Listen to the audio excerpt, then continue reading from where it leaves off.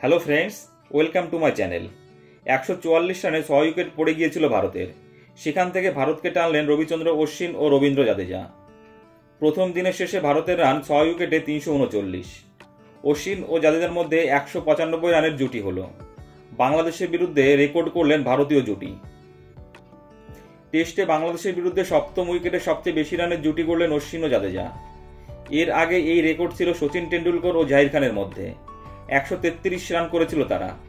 সেই রেকর্ড এই ম্যাচে ভেঙে দিলেন অশ্বিন ও জাদেজা।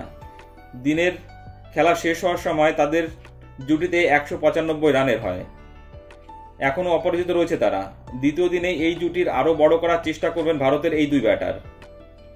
ঘরের মাঠে সপ্তম উইকেটে সবচেয়ে বেশি রানের জুটিতে দ্বিতীয় স্থানে রয়েছে অশ্বিন ও জাদেজা। শীর্ষে কপিল দেব ও শহীদ কিরমানি।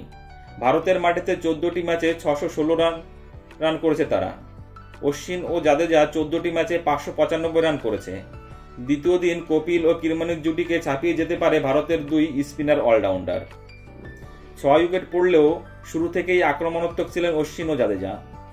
পাল্টা বড় শট খেলতে থাকেন তারা। তাদের আক্রমণে চাপা পড়ে যায় বাংলাদেশ। দিনের শেষ পর্যন্ত টিকে রইল দুই ব্যাটার। অশ্বিন 112 বলে 102 রানে খেলছেন।